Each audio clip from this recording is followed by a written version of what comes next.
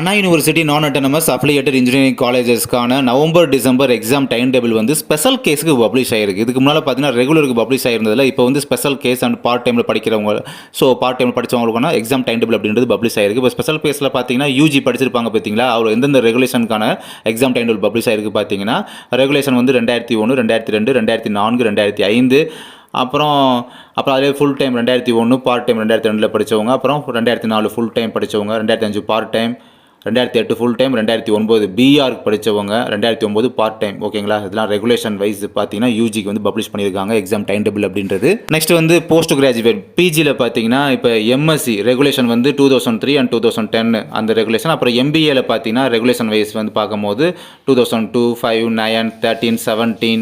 So இந்த ரெகுலேஷனில் படித்தவங்க MBA அவங்களுக்கும். அப்புறம் எம்சிஏல எந்தெந்த ரெகுலேஷன் பார்த்தீங்கன்னா 2002, 2005, 9, 13, 17. ஸோ இந்த ரெகுலேஷனில் படித்தவங்களுக்கான special case exam time table அப்படின்றது பப்ளிஷ் ஆகிருக்கு. அண்டு அதே பேஜில் எம்சிஏ ரெகுலேஷன் 2017 2 இயர்ஸ் கோர்சஸ் படித்தவங்க, 2 இயர்ஸ் கோர்சஸ் படித்தவங்க. ஓகேங்களா, அதுக்கப்புறம் எம்இ எம்டெக்கில் வந்து ரெகுலேஷன் வந்து 2002, 5, 9, 17 இந்த ரெகுலேஷனுக்கான எக்ஸாம் டைம் டேபிள். அதுக்கப்புறம் நெக்ஸ்ட்டு எம்எஸ்சியில் 2 இயர்ஸ் கோர்ஸ் தானே, அது பார்த்தீங்கன்னா ரெகுலேஷன் 2002, 2003 அண்டு 10 அண்டு 2010. ஓகேங்களா, அது வர பார்த்தீங்கன்னா அந்த கோர்சஸுக்கும். அதே சமயம் அதே எம்எஸ்சியில் 5 இயர்ஸ் கோர்சஸ், அதாவது இன்டகிரேட்டட் கோர்சஸ் சொல்லுவாங்க பார்த்தீங்களா, இன்டகிரேட்டட் கோர்சஸ், அதில் பார்த்தீங்கன்னா அந்த ரெகுலேஷன் பார்க்கும்போது 2003, 2010. ஸோ இந்த ரெகுலேஷனை படித்தவங்களுக்கும் எல்லாத்துக்குமான எக்ஸாம், ஸ்பெஷல் கேஸ் ஸ்டூடெண்ட்ஸுக்கான எக்ஸாம் அப்படின்றது பப்ளிஷ் ஆகிருக்கு. நீங்கள் கிளிக் பண்ணி உங்கள் எக்ஸாம் டைம் டேபிள் வந்து நீங்கள் டவுன்லோட் பண்ணிக்கலாம்.